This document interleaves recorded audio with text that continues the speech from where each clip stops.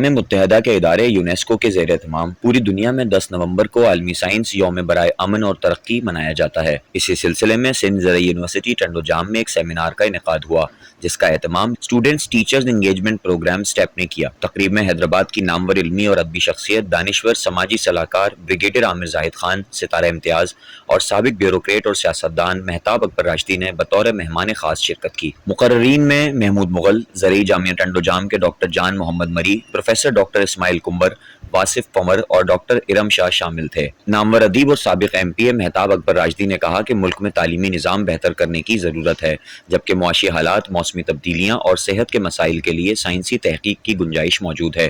انہوں نے کہا کہ فطرت نے سائنس کے لیے کئی نشانیاں اور مواقع عطا کیے ہیں۔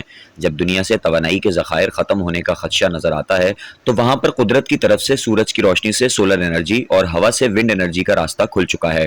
درسگاہیں دراصل تحقیق کی اصل مراکز ہیں، اس لیے تعلیم کے معاملے پر حکومت، اداروں اور تمام اسٹیک ہولڈرز کو سنجیدگی اختیار کرنی ہوگی۔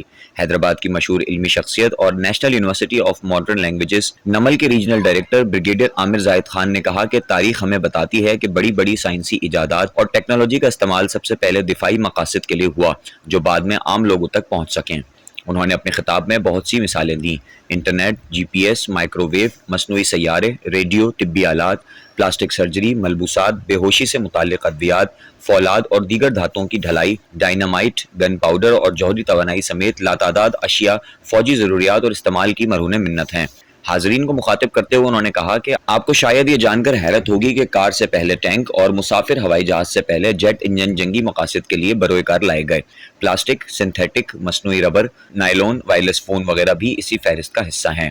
آج بھی امریکہ جنگی تحقیق کے لیے $45 بلین سالانہ خرچ کرتا ہے، جبکہ عالمی امن کی علمبردار یونائیٹڈ نیشنز خود بھی عالمی جنگ کے نتیجے میں ابھری۔ بین الاقوامی طاقتوں کی چپقلش کے نتیجے میں جنگیں بھی پرائیویٹائز ہو گئی ہیں اور پرائیویٹ کانٹریکٹرز کے ذریعے سائنسی آلات اور سافٹ ویئرز انسانی ہلاکت کے لیے استعمال ہو رہے ہیں۔ سوال یہ ہے کہ دنیا میں آج تک امن کے لیے اتنی سائنسی تحقیق اور ایجادات نہیں کی گئیں۔ ایک طویل سفر کے بعد انسان اس نتیجے پر پہنچا ہے کہ وقت آ گیا ہے کہ اب دنیا میں امن کے لیے تعلیم اور ترقی کو فروغ دیا جائے۔ انسانیت ایک مسلسل جنگ میں مصروف عمل رہی ہے، جس کے دوران امن خال خال ہی نظر آتا ہے۔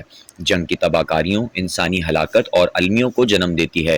ڈاکٹر جان محمد مری نے زرعی یونیورسٹی کے وائس چانسلر کا پیغام پڑھ کر سنایا، جو شہر میں عدم موجودگی کے باعث شرکت نہ کر سکے تھے۔ University advancement and financial assistance کے ڈائریکٹر پروفیسر ڈاکٹر محمد اسماعیل کمبر نے کہا کہ دنیا میں کلائمیٹ چینج بڑا مسئلہ ہے اور مصر میں اس ضمن میں عالمی کانفرنس ہوئی ہے، جہاں فوڈ سیکیورٹی اور کلائمیٹ چینج جیسے عالمی مسئلوں پر بحث کی گئی۔ ڈاکٹر سیدہ ارم شاہ نے کہا کہ دنیا میں مسائل پر 10% بھی تحقیق نہیں ہو رہی اور ہمارے ملک میں تمام شعبوں میں تحقیق کی ضرورت ہے۔ ڈاکٹر محمود مغل نے کہا کہ سندھ زرعی یونیورسٹی میوزیم بنا رہی ہے، جس میں زرعی، سائنسی اور تحقیقی تاریخ سمیت امن اور جنگوں کے حوالے سے سائنسی تاریخ کو بھی محفوظ کیا جائے گا۔ اس موقع پر ڈین ڈاکٹر اعجاز علی کوہارو، ڈاکٹر مبین لودھی، ڈاکٹر عمران کھتری، واصف پمر اور دیگر بھی موجود تھے۔ خصوصی طور پر مدعو سماجی تنظیم آواز حیدرآباد کے وفد نے بھی اس کانفرنس میں شرکت کی۔ وفد میں سلیم خان دیسوالی، ڈاکٹر محمد علی آرائیں، ڈاکٹر عبد المحسن اور تقی احمد شامل تھے۔ آواز حیدرآباد نے کامیاب انعقاد پر منتظمین کو مبارکباد پیش کی اور اس سلسلے کو مزید جاری رکھنے اور آگے بڑھانے کے عزم کا اظہار کیا۔ آواز حیدرآباد سماجی تنظیم ہے جو شہری بہبود کے حوالے سے ایک جانا پہچانا نام بن چکی ہے۔